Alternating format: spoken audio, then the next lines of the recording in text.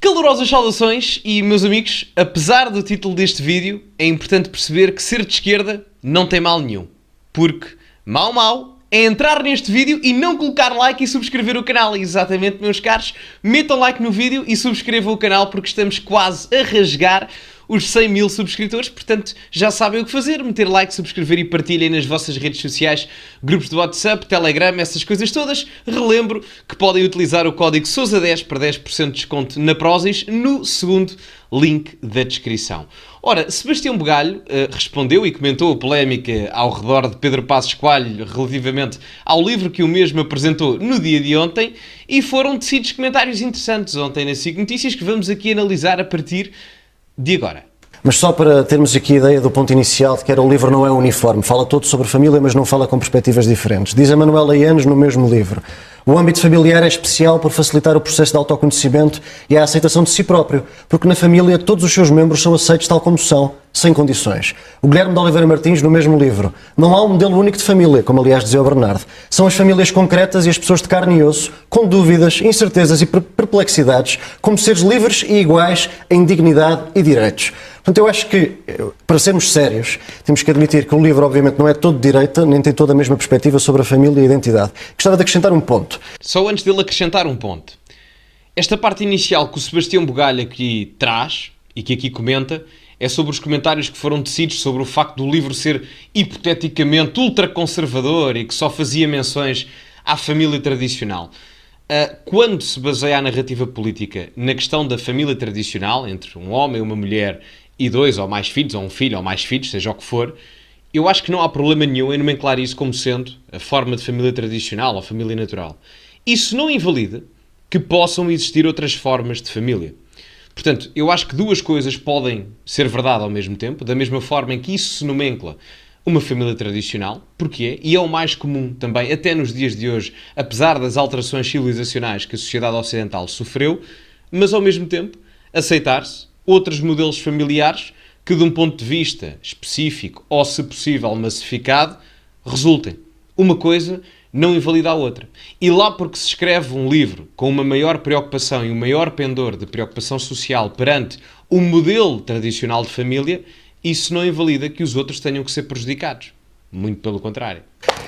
O António Guterres, que foi primeiro-ministro e líder do PS, era contra o aborto, contra as uniões de facto e certamente contra a eutanásia. Isto não é ser de direita nem de extrema-direita, é ter uma opinião. Há liberais contra o aborto, há pessoas de esquerda que são contra a eutanásia. Portanto, eu percebo que a polarização e a ideia de uma sociedade binária acarreta um risco para a democracia, mas o risco maior para a democracia é quando temos uma perspectiva uniforme sobre estas coisas e quando dizemos às pessoas que toda a vida acreditaram nisto, e que toda a vida foram democratas, e que toda a vida foram de direita democrática, que ao continuarem a defender isto, são do Chega. Porque aquilo que estamos a dizer a essas pessoas é, para continuarem a acreditar nisso, votem no Chega, porque o resto do espaço democrático só acredita numa coisa. E isso sim é que é um perigo para uma sociedade livre. Ele não deixa de ter razão. O Sebastião Bugalho aqui tem toda a razão. Eu não sei se ele aqui depois tece comentários pejorativos relativamente à questão do Chega e a democracia relativamente ao Chega, mas independentemente disso, uma pessoa ser contra determinado tópico fraturante a nível cultural, ou a favor, não faz dessa pessoa inerentemente conectada a um determinado partido. E eu, até de um ponto de vista ideológico, um partido como o CDS é mais tradicionalista, mais conservador social do que propriamente o Chega. O Chega é mais securitário, mais musculado e autocrático nas questões de imigração e de segurança, sem sombra de dúvidas, mas o CDS, de um ponto de vista social e de valores tradicionais, é muito mais conservador do que o Chega. Reparem que, por exemplo, o único partido que colocou em causa a legalidade ou a legalização do aborto em Portugal foi o próprio CDS, com os comentários do Paulo Núncio, se eu não estou em erro. O Chega, o André Ventura, veio logo a seguir dizer que não, eu não sei o que mais. Não estou a tecer considerações positivas ou negativas. Estou apenas a fazer uma análise daquilo que é a questão ideológica de partidos conservadores tradicionais, que do ponto de vista social são mais tradicionais do que o Chega, que é mais securitário na questão de imigração e de segurança. São coisas bastante dispares. Isto não faz nem do André Ventura e dos apoiantes do Chega ditatoriais ou antidemocráticos, muito menos faz das pessoas do CDS ou com um pendor mais religioso na sua prática política de antidemocráticas só porque não são a favor do aborto ou da religião. Até porque há quem possa argumentar, dentro de um ponto de vista neutro axiológico, que é, se eu sou a favor, por exemplo, os liberais, eu insiro-me pessoalmente na questão mais liberal clássica, é assim que eu me defino mais, mas um liberal pode argumentar, segundo o princípio dos direitos naturais de John Locke, há 5 direitos inerentemente conectados à minha existência, o principal deles é o direito à vida, e se concebermos a vida a partir do momento da concepção, então a partir daí, se cortarem com a minha vida, eu já não sou e não posso ser um ser humano, tendo em conta que me cortaram o primeiro direito que está inerentemente conectado a mim próprio. E isto é de uma perspectiva de alguém liberal clássico. Percebem que eu nunca votei no CDS na vida. E há muitos liberais que também são contra o aborto. E há liberais a favor da eutanásia e outros liberais que são contra a eutanásia. Portanto, a perspectiva política das pessoas, desde a esquerda à direita, varia muito. Só que nós, hoje em dia, temos uma espécie de comentário quase dogmático e dicotómico a nível político, que é, se defendeste ou se defendes uma agenda progressista, és democrática, a favor dos valores e etc, não sei o que mais. Se por acaso tens uma tendência mais conservadora no sentido da preservação de valores de manutenção da vida, ou seja, o que for, então aí és um perigoso fascista da extrema-direita. Enfim, hipócrita e não dignifica nada a discussão e o debate político. Nós não conseguimos, nós andamos aqui há numa semana discutimos o MDLP e o Diogo Pacheco de Amorim. Na seguinte, um logotipo, e agora a família e a sovietização da escola. E nós chegamos lá fora... Eu tenho a indicação que o Pedro Passos Coelho estava a elogiar o Luís Montenegro e o Governo por terem revertido a questão do logotipo. Certo, claro, então era só o que faltava, como é óbvio. O logotipo era do Passos Coelho, não é? Mal seria, não é? O logotipo era dele. Exatamente, porquê? Porque de repente temos muita gente, e aí é que já chega ao ponto do chega, capturada pela... Vamos falar de um tema diferente, para percebermos o que é que estamos. É como há um tema muito importante, que é o tema da história. A história de Portugal é uma coisa importantíssima, os descobrimentos são a coisa mais espetacular que houve na nossa história do ponto de vista de epopeia conjunta e coletiva e de identidade nacional. Nenhuma discussão sobre isto. Certíssimo, gosto de ouvir o Ricardo Costa, sim senhor. Mas hoje há quem olhe para esses pontos, como se quisermos, da perspectiva do Mamadouba, que devíamos estar todos a pedir desculpa lá fora, ali na rotunda às voltas, e a perspectiva de pessoas que estão, sobretudo, no Chega, de que nós nem sequer devemos olhar para a história em nenhum momento, e se por acaso agora se descobre que afinal os portugueses tiveram uma importância brutal no tráfico de escravos, não, isso não pode ser ensinado às crianças. Não, eu acho que, enfim, posso estar equivocado, mas eu diria que a maior parte das pessoas que votam no Chega não tem essa perspectiva. É a minha opinião, posso estar equivocado. Eu acredito que a maior parte da perspectiva das pessoas que votam no Chega, relativamente a este exemplo que o Ricardo Costa deu, eu percebi onde é que ele quer chegar e até lhe dou a razão em algum aspecto, mas a maior parte da perspectiva dessas pessoas é dizer e afirmar que temos orgulho na história de Portugal, independentemente dos erros, e que esses erros também devem ser ensinados.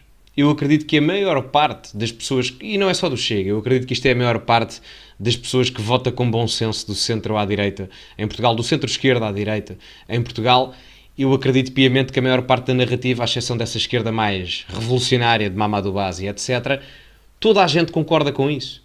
Que em termos de epopeia, utilizando a expressão do Ricardo Costa, foi o momento, o zénite, o nosso maior expoente máximo que existiu na história de Portugal, mas que ao mesmo tempo há que reconhecer os erros e os malefícios do passado. Agora, não nos façam andar aqui a pedir desculpa e a fazer autocastigos a nós próprios de coisas que aconteceram há 500 anos atrás, porque um país que está condenado, ou que está constantemente a olhar para o passado, está condenado a não ter futuro. E parece um bocado o que se passa com Portugal, não é? Neste caso em concreto. Mas vamos ouvir. Claro que pode, ou seja, o problema é que de repente as visões ficam entre estes dois pontos e perde-se o espaço racional, o espaço de análise das coisas. Sim, se, por exemplo, qual é, por exemplo, para terminar, qual é a armadilha do tema do logotipo? Imaginemos que daqui por uns 6 meses ou um ano, e se este governo se mantiver, o governo do Benin, ou do Oman, ou de algum país africano pede... Oman não é um país africano, mas tudo bem. 3 ou 4 obras de arte que diz que são suas. A Ministra da Cultura já disse uma vez que é a favor disso. Qual é o problema? Vais ter a Joacine Catar Moreira e a escola de Mamadouba a dizer que Portugal tem que devolver tudo, o que tiver aqui, e pedir desculpa.